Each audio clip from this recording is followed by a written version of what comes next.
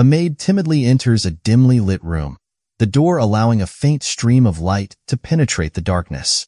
Addressing His Majesty, the first emperor of the Agnes Empire, she expresses concern over his continued refusal to eat, noting the kingdom's growing apprehension for his well-being. Urging him to consume something, she awaits his response. In a terse reply, the emperor dismisses the food with a single word, crappy. Startled, the maid recoils, seeking forgiveness for any perceived offense. Hastily offering to remove the food, she is stopped by the emperor's clarification. He was merely commenting on a book titled Chronicles of the Hero of Frosimar. However, his tone turns sour as he berates the presence of such a distasteful tome within the castle walls. Intrigued, the maid ventures to inquire about the book, prompting the emperor to elaborate. He reveals its contents, a prophecy depicting the Agnes Empire's bleak future, a century hence. In this narrative, a valiant knight battles the demon king. Yet the empire has crumbled into chaos, its people consumed by selfishness and apathy. To the emperor's dismay, none come to the aid of the knight, who meets a gruesome demise at the hands of the demon king. The emperor marvels at the intricate details within the book, almost as though they were a glimpse into the future. Yet, he bellows that his Agnes Empire will never falter. Despite deeming the book unworthy of mention, he grapples with its lingering presence in his thoughts, resenting his own memory for such an inconsequential matter. With a sigh, the emperor laments the time wasted on the novel. He resolves to attend to his meal and dismisses the maid. Alone, he reflects on his achievements. Voices echo in his mind, chanting praises. Hooray for the emperor! Hooray for the great Agnes Empire! As he recalls the jubilant celebrations of his kingdom's unity, encompassing all lands save those plagued by demons. The western fairy realm, eastern fishmen, and northern giants now pledge allegiance to him, their territories henceforth under his rule. Amidst the acclaim, a realization dawns upon the emperor. He has reached the zenith of power, with no further conquests to pursue, no greater heights to ascend. Yet, a profound emptiness pervades his heart. In a sudden flurry of action, a lone knight bursts into the palace, bearing an unconscious figure on his back. Bewildered by the absence of fellow knights and malfunctioning defense systems, he races through the eerily silent halls, feeling a twinge of embarrassment at his haste. Thoughts race through his mind as he wonders why Prince Xian, whom he carries, is left unguarded. Despite the prince's recent defeat in the battle for the throne, he remains the rightful heir to the Agnes Empire, a fact not lost on the knight. Determined to fulfill his oath to protect the prince at any cost, the knight presses on. But his resolve is immediately tested as two assassins bar his path. Swiftly dodging the first assailant's strike aimed at his left hand, the knight deflects their subsequent attacks with practiced skill, all the while disdainfully labeling them cowards. As the tension mounts, one of the assassins taunts the knight, claiming there is no escape now that they've cornered him. Threatening to end the prince's life, they force the knight to relinquish his burden, dropping Prince Xian in a secluded corner. With unwavering resolve, the knight, known as Fredo, reassures the prince of his unwavering protection, no matter the odds. Engaging the assassins in a fierce duel, Fredo demands their identities even as the clash of swords fills the air. The assassin scoffs at Fredo's demand for information, asserting that his fate is sealed regardless. With chilling resolve, one of the assassins lunges towards the defenseless prince, suggesting a swift death as a merciful alternative to potential abuse. Fredo's urgent cry for the prince to flee fills the air as the assassin aims a fatal blow towards the prince's heart. Yet, to everyone's astonishment, the assassin's sword halts inches from its target, frozen in place. Confusion grips the assassins as they struggle to comprehend their sudden inability to harm the prince. Meanwhile, Prince Xian awakens abruptly, his heart pounding with newfound vigor. Reacting instinctively, he deflects the assassin's blades with his bare left hand, eliciting cries of helplessness from his would-be assailants. Undeterred, the remaining assassin launches a desperate assault, intent on ending the prince's life. But before he can strike, Prince Zion unleashes a devastating counterattack known as Black Star Fall. In an instant, the assassins are reduced to mere fragments, their threat extinguished. Fredo watches in awe as the prince demonstrates unimaginable power. Puzzled and intrigued, he grapples with the miraculous turn of events, pondering the enigma of Prince Zion's newfound abilities. After dispatching the assassins, Prince Zion's first words echo a chilling familiarity, the very words that marked the beginning of his tale in the Chronicles of the Hero of Frosimar. In this narrative, he is portrayed as the weakest of princes, doomed to perish with a frail heart and feeble physique, an inconsequential figure relegated to the sidelines of the story. According to the novel, Prince Zion should have perished in the previous day's ambush. Yet, his survival is attributed to a power unveiled amid battle, the Black Star Fall, an ability that transcends the physical realm to manipulate souls. As the Emperor grapples with this revelation, his senses keenly attuned to his surroundings, he acknowledges the undeniable truth. He is ensnared within the confines of the novel. Realization dawns upon the Emperor that, despite surviving the ambush, his time is limited. 3 years hence, the world depicted in the novel will meet its demise. In this narrative, the hero's futile struggle against the Demon King heralds the Empire's downfall at the hands of demonic forces. As the Emperor finds himself trapped within the frail form of the youngest prince of the Agnes Empire, a sense of urgency grips him. Uncertainty clouds his thoughts as he ponders the unknown duration of his predicament, acutely aware that he cannot afford to witness the world's end before returning to his rightful body. Recognizing the need to alter the course of the novel's narrative, the Emperor strategizes. With the imminent war between humans and demons looming, he resolves that the prince must first prevent the Empire from fracturing its forces. Yet, hindered by the limitations of his current vessel, even his formidable Black Star Fall is compromised. Despite the daunting odds, a spark ignites within the Emperor, an exhilarating sense of purpose. Though inhabiting the persona of a weak and overlooked character, he relishes the prospect of rewriting his destiny. His heart races with anticipation, for now, he has a goal to pursue, a lofty status to reclaim.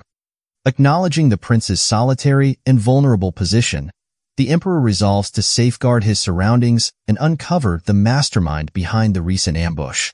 In the face of abandonment and obscurity, the prince finds solace in his unwavering identity as a member of royalty. As the prince strides out of his chambers, his mind consumed by thoughts of the previous day's attack, he contemplates the audacity of those who would dare breach the castle with assassins. Judging from Fredo's reaction, this isn't the first time such a situation has occurred, leading the prince to suspect the involvement of knights who failed to appear yesterday. Approaching the door, the prince is abruptly halted by a knight's command to stop. Expressing his desire for a simple walk, he questions the safety of the palace itself. Yet, the knight remains steadfast, citing orders that forbid the prince from venturing out, especially in the dark. This refusal stings the prince, igniting his ire.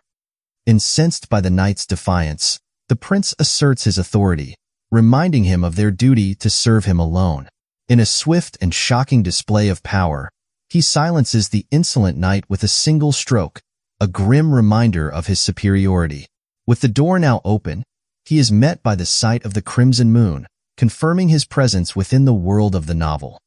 As the prince reflects on the betrayal that led to yesterday's ambush, he resolves to treat everyone, except Fredo, as potential adversaries. Suddenly, all the knights converge behind him, demanding answers for the death of their comrade.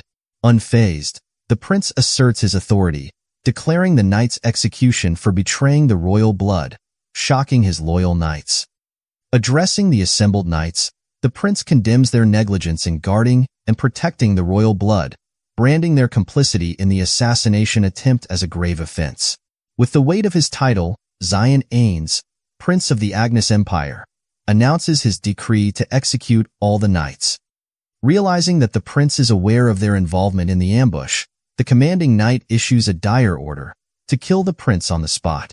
The knights draw their swords, poised to strike. A smirk plays across the prince's lips as he perceives the unfolding chaos as intriguing. With swift and calculated moves, he turns the tables on his would-be assailants, dispatching one with his bare hands and accusing the others of attempted murder. The prince revels in the exhilaration of the confrontation as he takes control of the situation with ruthless efficiency. With a stern warning to the knights, the prince emphasizes that his recent actions serve as a mere warning. Any breach of castle confidentiality will be met with severe consequences. One knight reflects on the prince's newfound assertiveness, noting the stark contrast to his previous perceived weakness. Reaffirming his authority, the prince reminds them that he is their master from now on, eliciting unanimous agreement from the knights. As the night passes, the prince further refines his black starfall power. Suddenly, a knight rushes to inform him of a visitor, Priscilla Beryl. Aware of her significance as a character from the Chronicles of Frosimar and his future fiancée, the prince prepares himself for her arrival. Upon meeting, Priscilla delicately broaches the topic of their engagement, expressing her desire to end it. Without hesitation, the prince accepts her request with a simple "sure," stunning Priscilla with his unexpected acquiescence. Unfazed by her shock, the prince swiftly dismisses her, leaving Priscilla to wonder at his surprisingly nonchalant response. As the prince emerges from his chamber, he is confronted by Princess Priscilla's escorts, who demand he apologize to her. Confused by their audacity, he questions the knight's assertion. In response, the knight insists that Priscilla deserves respect and cannot be treated poorly, earning a stern glare from the prince. Meanwhile, Priscilla reflects on the sudden reversal of roles. Just moments ago, the prince had pleaded for her hand in marriage, yet now he meekly accepts the dissolution of their engagement. Determined not to be cast aside so easily, Priscilla confronts the prince, only to witness him effortlessly defeat her escorts with swift, decisive strikes. As the prince dismisses them, Priscilla is left in disbelief, pondering the sudden shift in the prince's demeanor. Xion, now in control of the situation, instructs Priscilla to remove her escorts. Despite her protest, he spares their lives, but his patience wears thin as she continues to delay. Irritated, he turns to leave, finding her persistence exasperating. As Priscilla requests to prolong her stay, Xion initially considers rejecting her plea. However, he realizes her potential utility in uncovering the enemy within the castle, thanks to her rare talent that earned her the moniker Princess of Misfortune in the novel. Deciding to capitalize on this opportunity, Xion grants Priscilla permission to remain. 3 days pass, yet Priscilla finds herself continually excluded from encounters with the prince, prompting her to speculate on his intentions. She wonders why he allowed her to stay if he has no intention of meeting her. Reflecting on the prince's formidable display of power, she resolves to uncover the mystery surrounding him. Determined to confront Xion, Priscilla interrupts his discussions with the knights. Catching his attention, she questions his intentions, expressing her frustration at his avoidance of her. The prince grows irritated, cautioning Priscilla to mind her words and avoid overstepping boundaries. Xion clarifies that he never compelled her to stay. Rather, he merely didn't oppose her decision. Priscilla acknowledges this, stating she stayed by her own volition. Xion then questions if he's obligated to visit her, to which Priscilla replies negatively, understanding the situation before departing. Following this exchange, Xion commands the knight to double the number of night guards over the next week. Patrol teams are to consist of 3 members each, and all knights must wear iron plates protecting their necks and hearts. Xion silently reflects, they have to do that, at least for 3 days. Night falls, and the assassins breach the palace. As the lights dim, the prince, seated upon a throne-like chair, senses their presence. The assassins find the security unexpectedly tight, sensing as if their arrival was anticipated. Suddenly, they hear a faint noise behind them, turning just in time to witness the demise of their comrade. The assassins, bewildered, ponder. Where did the attack come from if there are no blind spots? One of them cries out for help, but is swiftly dispatched by Xion. The remaining assassin, facing Xion Agnes, surmises that Xion has concealed his true strength. Determined to inform their allies, the assassin attempts to flee but is swiftly silenced by Xion's blade. Xian laments that he had intended to spare at least one assassin, but fate dictated otherwise for this one. Following the skirmish, Prince Xian detects the resonance of a mana explosion, prompting him to question the presence of a magician within the palace. His thoughts drift to Priscilla, whom he recalls as housed in one of his chambers, suspecting her involvement in the magical disturbance. Meanwhile, Priscilla finds herself ambushed by an assassin unaware of the presence of a magician in the palace. Expressing astonishment at the audacity of the attack on the imperial palace, she erects a magic barrier. However, her defense is shattered as the knight charges at her with a knife, leaving her surprised and vulnerable. The knight declares Priscilla's imminent demise, thrusting his knife toward her. But inexplicably, the blade changes course, piercing his own heart and leaving him bewildered in death. Meanwhile, another assassin, lurking and plotting against Prince Xian, is gripped by fear. He never anticipated encountering such formidable opposition in the supposedly abandoned Pointer Star Palace. Sensing the hidden assassin's presence, Prince Xian is alerted. At Priscilla's call, he taps into a newfound power, the tracking technique of the Black Star Fall. This ability manifests a dark soul thread visible only to Xian, guiding him toward the assassin's location and ultimately their main base. Xian vows to confront them soon. Though pleased with the increased potency of the Black Star Fall, Xian frets over the strain it imposes on his body, resolving to bolster his physical strength. Shortly after, Prince Xian receives a visitor, Evelyn Agnes, a character from the Chronicles of the Hero of Frosimar. As one of the princesses of the Agnes Empire and a potential successor to the throne, she holds significant influence. Among the royal family, she is the staunchest supporter of the hero's cause, and she intends to remain so. Prince Xian enters the room to greet his visitor, his arrival duly announced. Seated across from Evelyn Agnes on a sofa, he acknowledges her inquiry about his well-being. Surprised that news of the previous night's attack has already reached the outside, he reassures her of his condition. Observing Xian's demeanor, Princess Evelyn suspects that the incident may have deeply affected him, prompting a swift change overnight. Expressing sympathy, she voices her relief at seeing him unharmed and pledges to investigate and punish those responsible for the attack. Additionally, she promises to bolster the palace's security to alleviate his concerns. Xian, however, brushes off the need for such extensive measures, insisting that the current security measures are sufficient. Instead, he redirects the conversation, pressing Evelyn for the purpose of her visit. In response, Evelyn explains that her concern for Xian drove her to visit upon hearing about the previous night's events. Despite their different maternal lineage, she affectionately refers to him as her little brother, noting his impending adulthood and the upcoming succession ceremony. Urging Xian to abandon any ambitions for the throne, she emphasizes the importance of accepting the reality of their family's succession dynamics. Prince Xian demands a valid justification from Princess Evelyn for his exclusion from the succession ceremony. In response, she bluntly asserts that he lacks the strength and skill required to succeed in the Suisan ceremony. She predicts his failure even in the initial trial, let alone enduring the rigors of the White Star Palace. Frustrated, she implores Xian to abandon his aspirations for the throne. However, their conversation is interrupted by the sudden appearance of the Celestial Star Sea, a power exclusive to the Agnes royal family's direct descendants, symbolizing ultimate authority over the world.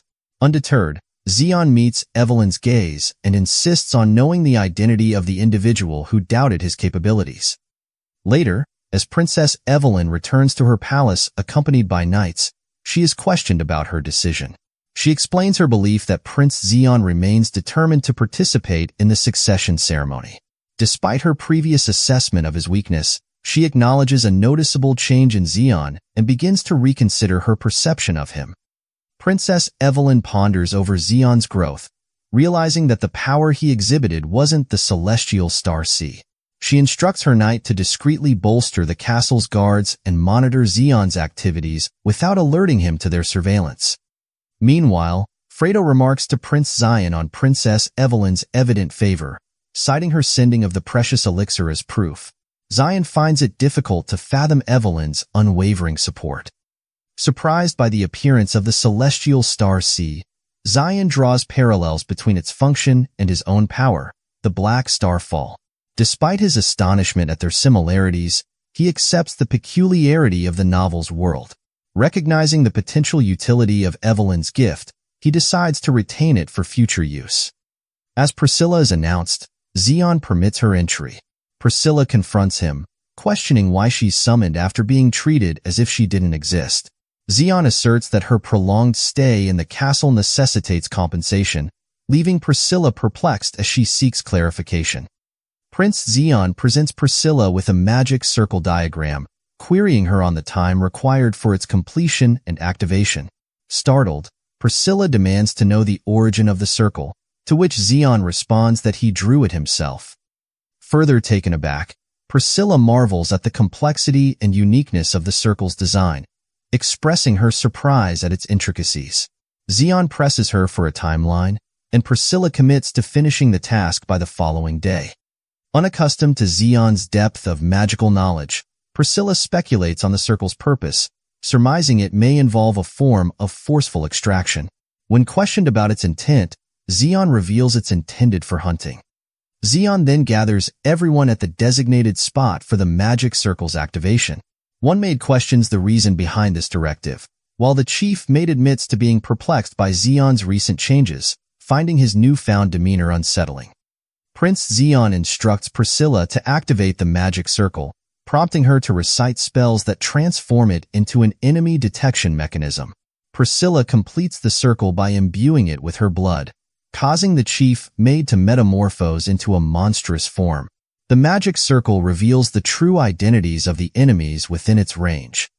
Shocked by the revelation, Priscilla questions the nature of the creature. Prince Zion identifies it as an enemy of the palace and recalls its role as a servant of the Demon King, responsible for bringing about the world's destruction as depicted in the Chronicles of the Hero of Frosimar.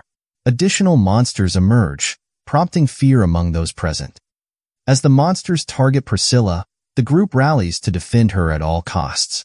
Zion realizes that Priscilla's blood, known as the evil blood, is akin to a coveted elixir for the monsters, as described in the novel. They seek to capture her to sustain themselves, rendering her a tragic figure known as the Princess of Misfortune. The knights engage the monsters in combat, while Prince Zion advances, recognizing the formidable strength possessed by even the lowest-ranking monsters, far surpassing that of ordinary humans. Amid the chaos, Prince Zion confronts the monstrous creature head-on, positioning himself as if inviting an attack. Seizing the creature by the neck, Zion taps into his power, detecting its dual hearts. The monster retaliates, hurling Zion aside before noticing the magic circle with intrigue. Demandingly, it queries Zion's identity, to which he tersely responds, "Your enemy." With a fierce charge, the monster lunges at Zion, prompting him to activate his power, the Black Starfall, enveloping the creature in an overpowering aura. Zion swiftly defeats the monster, grateful for his newfound strength, which proved decisive in the battle. By destroying the monster's core, Zion ensures it can no longer relay information to the demon territory. Amidst the aftermath, knights deployed by Evelyn for covert surveillance arrive on the scene. One introduces himself as Alex from Lineage and probes Zion for details of the encounter. Zion discerns their allegiance to Evelyn but downplays the significance of the encounter, simply stating that he was combating the enemies. Prince Zion resolves to keep the existence of demons hidden to facilitate their eradication without evasion. In another palace, a knight delivers a report to one of Zion's rivals, detailing an event at Zion's residence. The prince inquires if it pertains to their failed operation against him. The knight elaborates that an incident occurred post-failure, the detection of dark energy emanating from Zion's palace. Intrigued, the prince probes for clarification on this black magic. However, the knight admits to limited insight, citing the collapse of their spy network and the reticence of palace staff, despite repeated interrogations. In response, the prince orders the insertion of additional spies into Zion's palace. The knight also mentions rumors surrounding Zion's sudden change in demeanor. The prince demands an explanation, prompting the knight to reveal Zion's newfound ruthlessness and possession of an enigmatic power unbeknownst to all. The prince dismisses rumors about Prince Zion's alleged descent into madness, attributing them to Zion's lifelong status as a failure. Convinced that Zion is merely a hapless loser, the prince contends that Zion's only inheritance from the Agnes bloodline is his hair color. Despite any efforts to resist, Zion remains insignificant in the prince's eyes. Questioning Zion's intentions regarding the upcoming succession ceremony, the prince expresses disbelief that Zion still harbors aspirations for the throne. The knight confirms Zion's determination to participate, prompting the prince to scoff at Zion's audacity and perceived ignorance of his station. Eager to inject excitement into the impending ceremony, the prince instructs the knight to make preparations, aiming to spice up the event, which is just a week away. Meanwhile, Zion ventures into the palace's outer areas in search of a specific location. Though aware of the suspicions surrounding him, Zion remains undeterred, having already dealt with any potential obstacles to his movements. Prince Zion arrives at the Meal of the Moonlight, a renowned restaurant in the capital city known for its popularity and exclusivity. Despite its facade as a dining establishment, it serves as a covert branch of the Eye of the Moon Guild, functioning as an information hub. Zion takes his seat as a waiter attends to him. When asked for his order, Zion utilizes a coded language, requesting sunlight liquor and fried snowflower for a snack. Following the protocol, the waiter escorts him upstairs to meet the branch manager, where he intends to make a request. The branch manager, noting Zion's unfamiliar presence, prompts him to introduce himself before proceeding with any requests. Zion, however, challenges this requirement, questioning when the Information Guild began requiring patrons to disclose their identities. The branch manager explains the unique circumstances surrounding their operation, clarifying that their establishment is newly established and not yet officially recognized. Consequently, maintaining secrecy is paramount, with even core members unaware of its existence. Additionally, she emphasizes her ability to recognize all who are privy to this clandestine location. Suddenly, the escorts guarding the branch manager grow suspicious of Prince Zion and swiftly surround him before the manager can react. Unfazed, Zion unleashes the aura of the Black Star, swiftly dispatching the assailants with a powerful surge of dark energy. Ain, the branch member, is momentarily paralyzed with fear, astonished at the swiftness with which the professional escorts were incapacitated. Regaining her composure, Ain listens as Zion asserts the urgency of his commission. He demands a fake eye and information regarding the Black Forest. Despite her shock, Ain acknowledges his request, recognizing the gravity of the situation. After Prince Zion's departure, the waiter queries Miss Ain about her decision to comply with his demands. Ain recalls the revealing moment during their altercation when Zion's robe slipped, exposing his distinctive gray hair, a trait exclusive to the royal family house of Agnes. She speculates that a member of the Agnes family may have begun to take action. Determined to unravel the mystery, Ain instructs the waiter to enlist a top-tier agent to gather comprehensive details about Zion, his royal lineage, reasons for leaving the imperial castle, and the purpose of his travels. Additionally, she directs him to uncover any information regarding the Black Forest. As she contemplates Zion's identity, Ain is struck by his commanding presence and the swift efficiency with which he dispatched his adversaries. She ponders whether he may be a contender for the throne in the upcoming succession ceremony at the Pointer Palace. Meanwhile, Priscilla grapples with her own confusion regarding recent events. She speculates that the magic circle she activated was not a simple creation and was likely the work of a dark magician. Furthermore, its purpose, to detect enemies within the castle, suggests potential doubts within the royal family regarding recent occurrences. Priscilla believes she has the right to know about the incident from the prince, as she was the one who activated the magic circle and provided her blood. Angrily, she quickly walks towards the prince's chamber, but the guard stops her from entering. Demanding to know the reason for their rude behavior, Priscilla is informed by the knight that the prince has ordered no one be allowed inside, as he is still in shock from the recent incident. Furious, Priscilla accuses them of lying, asserting that the prince, who defeated the monster, cannot be in shock. The The knight advises her to refrain from speaking about the incident, as Prince Zion has decreed strict silence on the matter. Priscilla refuses to heed the knight, stating that she is neither from Pointer Palace nor the prince's fiancée, so she does not need to follow his orders. She suddenly feels a pang of guilt, remembering that it was her choice to stay at the palace. The guards relay a message from the young prince. If Lady Priscilla has no further business, she should leave the palace immediately. The prince boarded the mana-powered train, reminiscing that in his past life's timeline, this system never existed. He realizes this is because the novel's events occur centuries into the future of his original timeline. He resolves to introduce this technology in his original world. Zion notices he has been under surveillance since departing from the Eye of the Moon. Confident in his prediction, he intentionally revealed his hair color to draw them closer. By doing so, he believes it will be easier to keep an eye on them as well. Zion muses that the place he is headed will act as the eyes and ears of the future hero. This hero will be supported by a guild dedicated to saving the world without seeking any gain, and Zion is eager to meet them in person. An announcement informs the passengers that the train will soon arrive at Ruin Station. Those wishing to disembark should exit through the door on their left. The prince rises from his seat, contemplating the need to hire capable individuals to act as his hands and feet. The knights at his palace lack the necessary power and skills, and he doesn't have time to train them.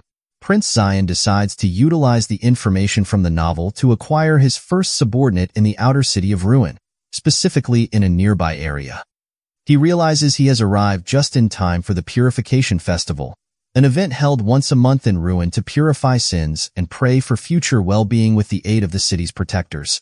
According to the novel, Ruin will face its downfall during this festival, starting at the Black Forest. This forest is known only to the Lord of Ruin and his family, and entry requires the Lord's permission. Prince Zion senses a spy from the Information Guild trailing him and forces the spy to reveal himself. Zion tells the spy he has an additional commission for him, to gather information about the ongoing mercenary recruitment at the Lord's castle and locate individuals bearing a six-headed beast tattoo in the city. Prince Zion assumes it won't take long for the spy to gather the information, given that he is from one of the best intelligence guilds in the Empire. With that, Zion leaves the area. Meanwhile, another castle comes into view in Ruin. Reindeer, conversing with her father, the landlord of the city, declares that she has an opportunity to decimate every purifier in the land. Her father cautions her, reminding her that even their ancestors, who could control dragons, were powerless against the purifiers. He demands to know why she is planning to eradicate these beings. Rain replies that she will never allow those bastards to take any more of their land. She believes that, despite being viewed as heroes who subjugate evil, the purifiers are manipulating the country for their own benefit.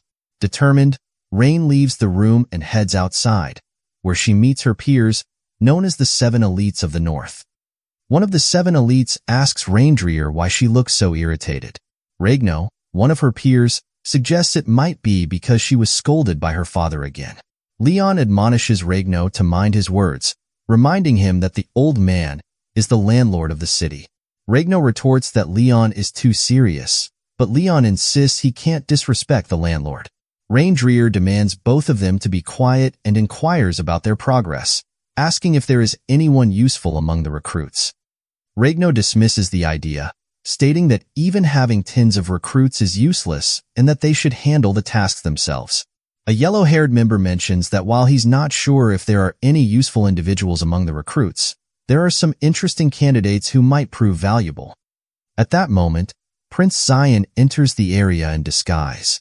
The gathered people start to gossip, noting the presence of Regno of the Red Palace Wall and wondering why all 7 elites of the North have assembled together. The young prince reflects that, according to the novel, Reindeer is destined to become one of the hero's allies in the future. She possesses a rare talent bestowed by the heavens, appearing only once in 1,000 years. Titles such as Strongest Spear User in History, Dragon Slayer, and Godly Spear are among her future accolades. She is one of the most formidable characters in the Chronicles of the Hero of Frosimar. To participate in the competition, the prince adopts the alias Xeon Harness instead of Xeon Agnes. His opponent, known as human slaughter, is named Euro. In the novel, Euro is a notorious criminal on the wanted list, feared even by the troops. The prince realizes that the 7 elites judge people solely by their skills. Euro warns Xion that he is going to die, urging him to retreat to avoid his demise. He charges at Xion, intending to break his limbs, and leaps to attack from above. The young prince calmly analyzes Euro's posture and strength points. He understands that every movement has multiple strength points, and disturbing even one can disrupt the entire motion. Confidently, the prince concludes that he won't even need to use his black starfall technique. Xion easily dodges the attack and says that Euro's efforts won't work for him. While dodging, Xion uses a precise leg movement to stop Euro's advance and punches him straight in the face, sending him flying. The onlookers are shocked and exclaim, "How did he achieve this feat?" The judge compliments Xion, noting that he used minimal and basic movements to defeat his opponent. The judge concludes that such efficiency is typically seen when facing very strong adversaries. However, in Xion's case, it's because he was born with a weak body that can't keep up with his mind, necessitating efficient use of his strength. Raindreer agrees with this assessment. Regno asks Rain if she is interested in the young man, noting his skill. He adds that while Xion has talent, his current physical condition wouldn't allow him to handle the 7 elites. Leon concurs, acknowledging Xion's dedication to training despite his inherent weakness. Leon praises Xion's battle sense and suggests that he might be more efficient as a wizard, given his strategic prowess. Rain, however, concludes that perhaps Xion lacks talent in that area as well. Ra gets upset because she can't find anyone worthy of joining them, and they don't have any more time to recruit. At that moment, she notices a man entering the arena with a tattoo on his neck, marking him as a member of the Purification cult. Furious, Ra exclaims, "What are these bastards doing here?" The Purification cult is a minority group that worships the evil sealed in the Black Forest, the very threat Rain is trying to subdue. This cult spreads like a disease in the northern part of the empire, including the city of Ruin. Rain is perplexed, thinking her troops had already filtered twice to prevent such infiltrations. The cultist declares that the 6-headed beast shall arrive soon and that they must pave the way and purge the ignorant non-believers, promising imminent demise for the people in the area. Suddenly, the cultist's belly swells to the point of explosion. Acting swiftly, Raindreer kills the cultist, managing the situation efficiently. However, Rain notices another cultist on the verge of self-destruction. She shouts to stop him, but a minor explosion occurs, releasing a black aura reminiscent of black starfall. Regno and Leon initially think Rain stopped the cultist from causing further damage. Regno asks Rain how she managed it, and when she secretly learned such skills. The yellow-haired member compliments her, saying it was amazing. Rain intervenes, clarifying that she wasn't the one who stopped the terrorist attack and asks if they didn't notice what happened earlier. She points out that Xion Harness was the one who released the attack on the monster and minimized the damage. Meanwhile, the prince reflects that because he remembered everything from the Chronicles of the Hero of Frosimar, it was easy for him to predict and alter events, allowing him to prevent the terrorist attack. However, he understands that merely outperforming other mercenaries isn't enough to capture Raindreer's attention. Fortunately, he handled the terrorist attack flawlessly, which caught Rain's attention and led to his acceptance at the subjugation meeting. During the meeting, Rain announces that everyone present will participate in the subjugation. One of the attendees, selected from the mercenary recruitment, notes that besides the elites of the north, 2 of them were chosen, including herself and the woman beside her. Rain proceeds to outline the summarized plan for the subjugation. She explains that there is a peculiar forest between Ruin City and the Solos Mountains known as the Black Forest, where everything, including the trees and grass, is stained black. Those who enter never return, so it is strictly prohibited and managed by the city. One of the women from the mercenary recruitment questions Rain, seeking to understand what they are going to subjugate and why. Rain responds with just one word: evil. She elaborates, referencing legends about her family's founder, a hero bathed in dragon's blood who gained draconic power, ultimately sealing away evil and establishing Ruin City. This legend is renowned in the north. Rain reveals that in reality, the evil wasn't destroyed. It was only sealed away, and Ruin has been paying the price ever since. Xian interjects, noting that Ruin pays this price through the Purification Festival. Rain confirms Xian's statement, explaining that the purification ritual at the festival is the actual cost. An elite asks Rain if the Purification Festival involves the ritual where convicts are sent to the Black Forest. Rain confirms, stating that they are indeed sent as sacrifices to maintain the seal. Regno suggests that if the sacrifices are all destined to die anyway, there's no need for them to engage in further subjugation efforts. Raindreer explains that currently, 5 people per month are sacrificed, and if this continues, there won't be enough convicts, leading to innocent individuals being targeted to meet the quota. She recalls witnessing innocent people being dragged away in the past and vows never to sacrifice her people to an unknown evil entity. Regno applauds her stance, stating it's a compelling reason for the subjugation.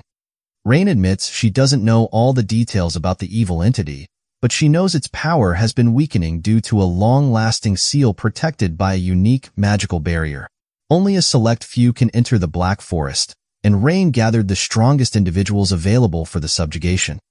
One member acknowledges Rain's perspective but questions why Xian is included in the subjugation. Regno echoes this query, wondering about Xian's role.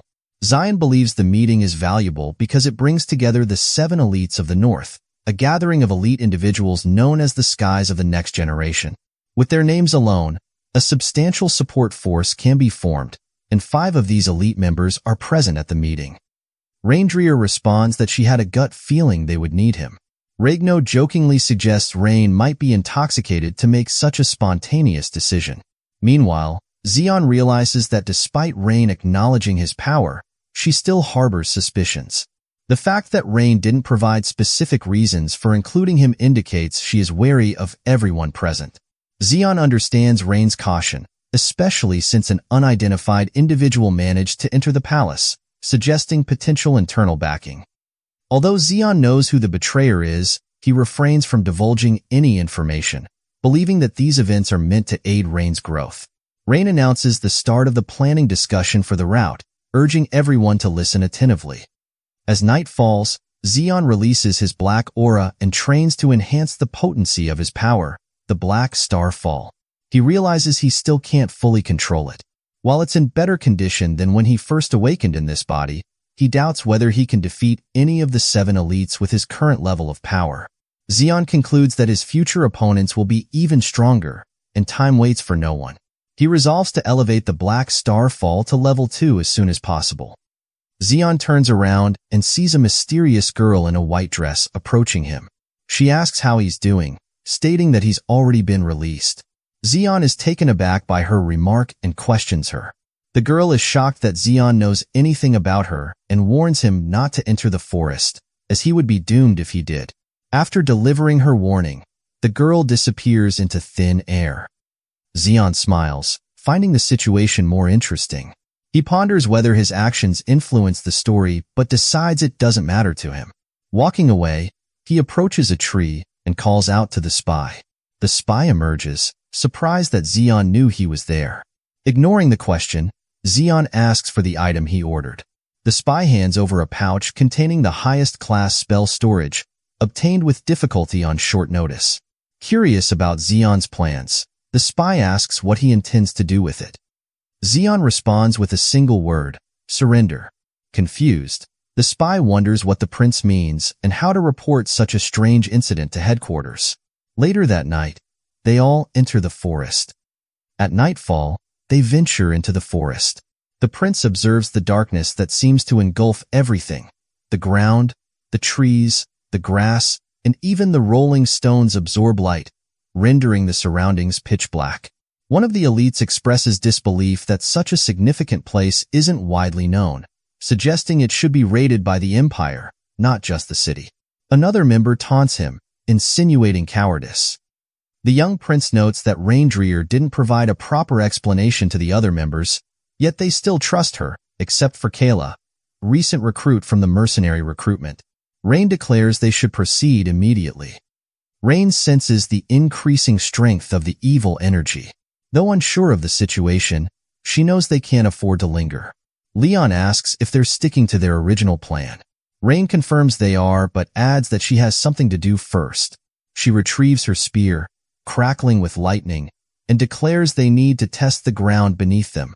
As Rain strikes the earth with her spear, lightning illuminates the area, revealing a trap ahead. As Rain Dreer turns around, she takes the lead, choosing a different path through the forest. Regno and the rest follow closely behind her, sprinting through the dense foliage. Suddenly, a furious fox-like beast emerges before them. These creatures, notorious for their malevolence, are common in this particular forest. Without hesitation, the beast charges directly at Rain. Recognizing the imminent danger, Rain realizes she won't be able to evade the attack at such close range. Beside her, Regno warns her against taking the lead if she's unable to handle the consequences. In a swift motion, flames erupt from Regno's right arm as he strikes the fox with his fiery limb. Standing protectively in front of Rain, Regno asserts his dominance over the forest, flames engulfing his entire body. In the ensuing chaos, more beasts emerge, prompting Hart, one of the elites, to swiftly dispatch them with his dagger. Amidst the skirmish, they find themselves surrounded by the relentless evil beasts. Kayla, a member of the mercenary recruitment team, urges everyone to clear a path unless they wish to face the flames. With a surge of mana, she conjures blue flames in her hands, unleashing them to engulf the area. The majority of the beasts are incinerated in the blaze. Another member wields a spear, slashing at the encroaching beasts and directing Kayla to seek shelter behind him. Zeon observes with satisfaction as events unfold according to his predictions. The seamless coordination among the elites is no surprise, given their lifelong friendship. His attention shifts upward to the canopy, detecting a bat approaching. Swiftly, he harnesses his dark aura, unleashing a lethal burst of energy to dispatch the creature from a distance. Kayla confronts Zeon, demanding answers about his identity and the extraordinary feat he just performed. Before she can press further, a deafening roar pierces the air, signaling the arrival of a massive bear.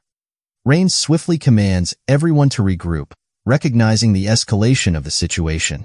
Zeon perceives this as the pivotal moment, sensing the forest itself beginning to shift. Regno urges everyone to remain calm and stay close together as the beast advances, threatening Rain and Regno with its formidable strength. Amidst the chaos, Hart and Zeon find themselves separated from the group by a dense thicket of trees. Zeon sees this as the perfect opportunity to enact his plan, knowing the others are too far away for him to sense. With determination, he prepares to take action before proceeding to the sealing ground. Meanwhile, Hart expresses frustration at the dire circumstances they now find themselves in. Zeon's interrogation of Hart about the gravity of their situation sends shivers down Hart's spine, his complexion draining color. Turning to face Zeon, Hart demands clarification. Zeon's cryptic response further unsettles Hart. Meanwhile, Regno, still harboring doubts about Zeon, frets over Hart's safety and questions Rain about their next move. Rain decides against searching for Hart, opting instead to push deeper into the forest.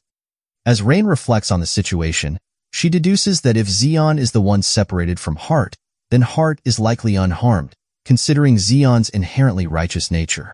Reflecting on her lingering suspicions since the Purification cult's terrorist attack, Rain reaffirms her trust in her companions. Leon, her lifelong companion since the age of 3, is like family, while Regno, Hart, and Kayla are trusted friends from her youth. With unwavering conviction, Rain concludes that there can be no traitor among the carefully chosen members of her team, solidifying her belief in their unbreakable bond. On the contrary, Zeon reveals to Hart his prestigious background as one of the rising stars representing the northern region of the Empire and the second son of the Sidham family, a prominent lord family akin to the Dreyer family.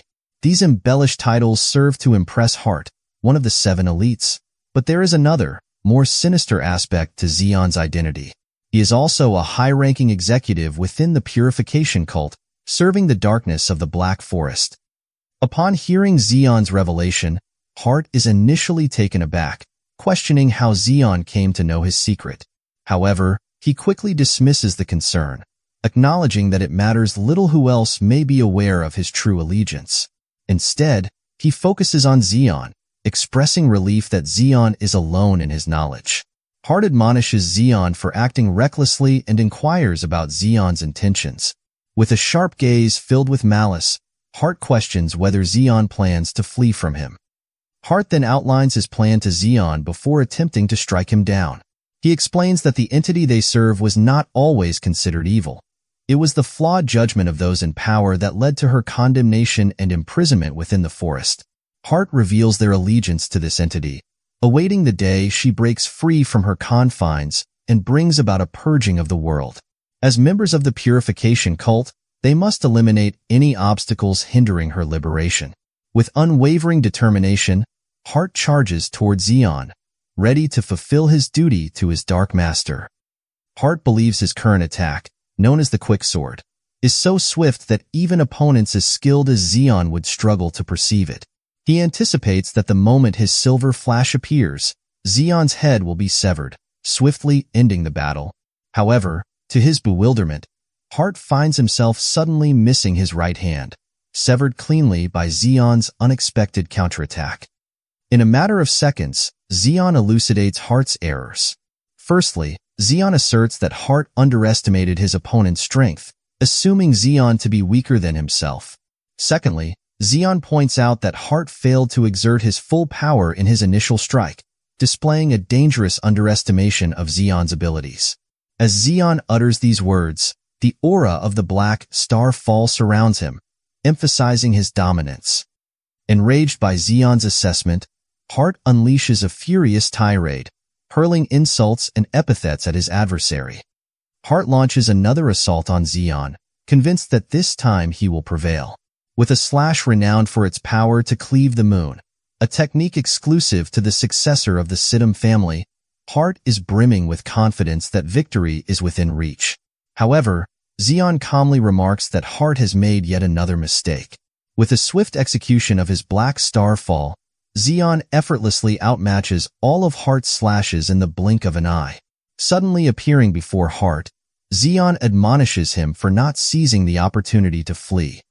Acknowledging Xion's superiority, Hart admits defeat, but insists that Xion cannot interfere with his plans because there is still. Before Hart can finish his sentence, Xion interrupts, revealing his knowledge of another individual within Rain's party who shares Hart's allegiance. Shocked by Xion's revelation, Hart demands an explanation, but Xion swiftly dispatches him, needing to act quickly. As Xion continues on his path, he reflects on the possibility that Rain's party may have already relocated to the forest's center, prompting him to hasten his pace. As Xion stumbles upon a tablet known as the Evil Spirit Divine Tablet, he's perplexed by its presence outside of the forest's center, where it was originally used to seal away evil forces. Attempting to leave without delay, Xion is suddenly ambushed by the very spirits once imprisoned within the tablet. Reacting swiftly, Xion conjures a black aura and launches an attack, causing the spirits to explode like raindrops. Knowing from the novel that the tablet will play a crucial role in sealing evil in the future, Xion considers harnessing its potent sealing magic for his own benefit. In the following scene, Xion senses an ominous atmosphere, signaling the commencement of an important event. Meanwhile, Regno inquires about their distance to their destination and speculates on Hart's survival. Kayla urges Regno to focus on clearing their path with his hands rather than speaking. Rain reassures the group that they only need to proceed a bit further to reach their final destination. However, a member warns them against advancing any further, cautioning of impending doom. Suddenly, the group witnesses spirits merging together, forming the figure of the same girl encountered by Xion earlier. Addressing them, the girl remarks on their tardiness, prompting Rain Dreer to recognize her as the embodiment of the evil spirit. The girl questions Rain's perception of her as evil, defending her actions as merely following her desires before advancing towards them. Rain urgently warns everyone to stand back, while Regno queries whether the girl is truly the sealed evil entity. Rain confirms this, explaining that the seal limits the girl's power. However, before Rain can issue another warning, a thud interrupts her, and she turns to witness Regno's lifeless body and the annihilation of her entire team, save for Kayla and one mercenary. In shock, Kayla accuses Leon of murdering his own teammate. Rain, devastated by Leon's actions, struggles to remain upright. As Leon approaches the girl, he praises her as the progenitor of all beasts. Revealing the purification cult's tattoo on his body, Leon introduces himself as the child of the evil entity. Rain's complexion pales as she realizes that her childhood friend is a member of the cult. Leon claims responsibility for eliminating those who oppose the girl, offering Rain to her as a gift since her family sealed the entity. Bowing before the girl, Leon implores her to accept his sacrifices. The evil entity approaches Leon, expressing displeasure with his offering and questioning why he killed her prey without permission. Leon is taken aback by her accusation, confused. In the next instant, she swiftly decapitates Leon, declaring that she never desired a child like him and giving his lifeless body a chilling glare. Meanwhile, the mercenary girl locates Zeon and urgently urges him to flee, revealing that everyone on their team has been killed by Leon. Zeon realizes that the girl must have escaped from the massacre. She emphasizes that their adversaries are far more powerful than they can handle, and time is of the essence, urging them to escape. Zeon smiles at this turn of events, acknowledging that it aligns with his hopes for the evil entity to be stronger. Reflecting on the tale of the evil girl, Zeon recalls how her desire for destruction emerged from the moment she entered the world, culminating in a prophecy that she was destined to bring about heavenly slaughter. He contemplates the concept of fate, a predetermined path for every being from the moment of birth. The woman embraced her fate wholeheartedly, finding joy in the path laid out for her by destiny. Zeon concludes that despite her fate turning her into an enemy of the world and ultimately leading to her sealing, she harbored no regrets. To her, the accumulation of lives she could extinguish brought fulfillment. Zeon remarks to the evil girl that she is disappointingly weak for a descendant of the Draper family. In response, the girl declares her intention to destroy the ruined city after killing Rain. She explains that after being sealed for so long, she is now famished, and one city may not suffice. Rain confronts the girl, brandishing her lightning spear and launching an attack that pierces the girl's body. Rain questions the girl, asking how many sacrifices must be made for her satisfaction. In a surprising turn, the girl commends Rain for resembling the Dreer family in her resistance and desperation, expressing newfound admiration for her. The girl retaliates by unleashing her foxes from the hole created by Rain's spear. Realizing the imminent danger, Rain evades the attack, but her lightning spear, forged of black iron, proves vulnerable to the onslaught of the foxes, rendering it torn apart. The scene unfolds as the girl releases her foxes and Rain, in response, leaps upward, gathering her lightning. With determination, Rain realizes that she must conclude this confrontation swiftly, capitalizing on the entity's weakened state and her own waning strength. Focusing her energy, she summons a massive lightning strike aimed directly at the girl. However, the exertion drains her reserves, causing her to collapse to the ground, coughing blood. Assuming the girl to be incapacitated by the attack, Rain is startled by a voice from behind her. The girl astutely discerns Rain's intentions, suggesting that Rain believes this to be her last opportunity to eliminate her adversary. However, the girl calmly reveals that the seal restraining her powers was lifted long ago, and she was merely assessing Rain's capabilities. With a chilling certainty, she asserts that Rain was destined to fail from the outset of their confrontation. In a moment of grim realization, Rain acknowledges the futility of battling such an entity, recognizing its superiority over humans. As the girl unleashes her formidable serpents upon Rain, she contemplates how a monstrous being like her could have been sealed. Hope dwindling, Rain's thoughts turn to her father. In a sudden twist, she witnesses a surge of dark energy before losing consciousness. In the subsequent scene, Zeon anticipates that the shock Rain experienced may catalyze her latent potential. The girl, identified as Leosha Bloodwalker, warns Zeon against venturing into the forest, lest he meet his demise.